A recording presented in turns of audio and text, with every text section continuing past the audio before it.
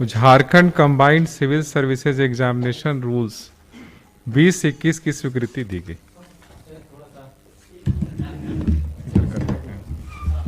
झारखंड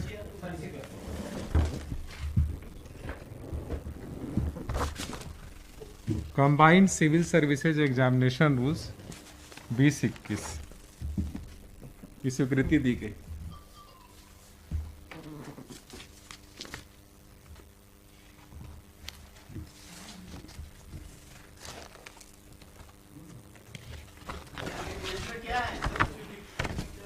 ये जो civil services JPSC conduct करता है तो उसके लिए नियमावली है।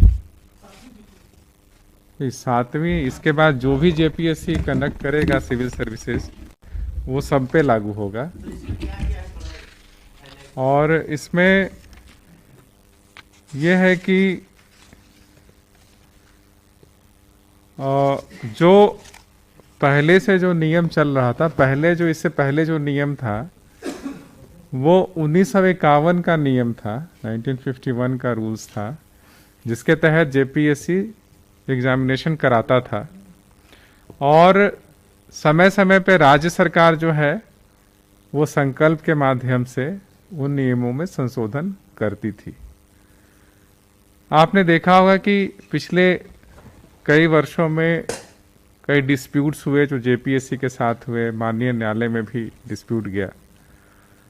और वो सभी डिस्प्यूट्स को देखते हुए राज्य सरकार ने एक त्रिस्तरीय कमेटी बनाई थी विकास आयुक्त की अध्यक्षता में, और उस कमेटी के रिकमेंडेशन पे ये जो नियमावली है वो तैयार किया गया।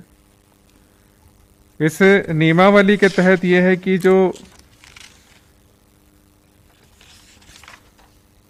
15 की एक ही एजुकेशनल क्वालिफिकेशन और एक ही एज के माध्यम से वो सब परीक्षाएं आयोजित की जा सके।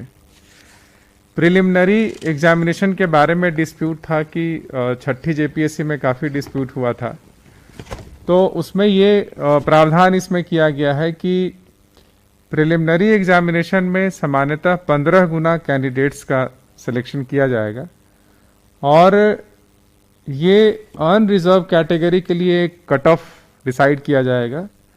और यदि उस कट ऑफ मार्क्स तक जो रिजर्व कैटेगरी के कैंडिडेट्स हैं उनकी संख्या 15 गुना नहीं पहुंचती है तो उनके लिए वो कट ऑफ मार्क्स को कम किया जा सकेगा। और ये एससी, एसटी और ओबीसी के केसेस में 8% तक कम किया जा सकेगा। मान लीजिए कि अनरिजर्व कैटेगरी का कट ऑफ 92 मार्क्स गया है, 200 में 92 गया है, तो वो 92 से 8% हम लोग कम जा सकते हैं, यानी कि 16 नंबर आप कम जा सकते हैं एससी, एसटी और ओबीसी के केसेस में। लेकिन सब में ये 8% नहीं जाना है, ये वहीं तक जाना है जहां तक कि आपका 15 गुना कैंडिडेट हो जाता है। तो हो सकता है कि ओबीसी के केस में आपको 2% आप नीचे गए तो आपका 15 गुना हो गया। एससी के केसेस और एसटी के केस में मान लीजिए कि आप 8% गए तो हो सकता है कि 8% जाने पे भी आपका 15 गुना नहीं हो, लेकिन आप 8% से नीचे नहीं जा सकते हैं, अप टू 8% ही आपको नीचे जाना है। लेकिन इसमें भी सब्जेक्ट टू कंडीशन है कि जो मिनिमम मार्क्स है वो हर एक कैटेगरी का निर्धारित पहले से ही है जेपीएससी की परीक्षाओं के लिए, उससे कम नहीं जाना है, उस मिनिमम मार्क्स से आपको नीचे नहीं जाना है। दूसरा ये डिस्प्यूट चला था कि जो अभी सर्विस एलोकेशंस जो है वो सर्विस एलोकेशन का अभी भी माननीय न्यायालयों में केस चल रहा है।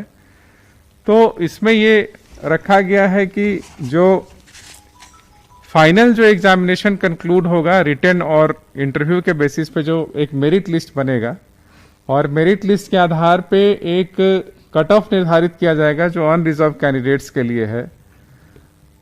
और उस कट ऑफ मार्क्स में यदि कोई एससी, एसटी, ओबीसी कोई रिजर्व कैटेगरी का यदि कैंडिडेट क्वालिफाई कर जाता है मेरिट के आधार पे तो उसको अनरिजर्व कैटेगरी में रखा जाएगा। यह अभी भी प्रावधान है। लेकिन यदि मान लीजिए कि अनरिजर्व कैटेगरी में कोई कैंडिडेट आता है और उसको अपने चॉइस के सर्विस नहीं मिलता है, अनरिजर्व कैटेगरी में। लेकिन यदि रिजर्व कैटेगरी का यदि वो अवेल करता है बेनिफिट और तब उसको चॉइस का सर्विस मिलता है, तो वो अनरिजर्व कैटेगरी से रिजर्व कैटेगरी में माइग्रेट कर जाएगा। इससे माइग्रेशन है, जो कि उसमें माइग्रेट कर जाएगा ताकि उसको सर्विस ऑफ चॉइस जो है वो मिल सकेगा। उसी प्रकार से फिर मेंस के बेसिस पे जो इंटरव्यू में कैंडिडेट्स बुलाए जाएंगे वो 2.5 गुना बुलाया जाएगा।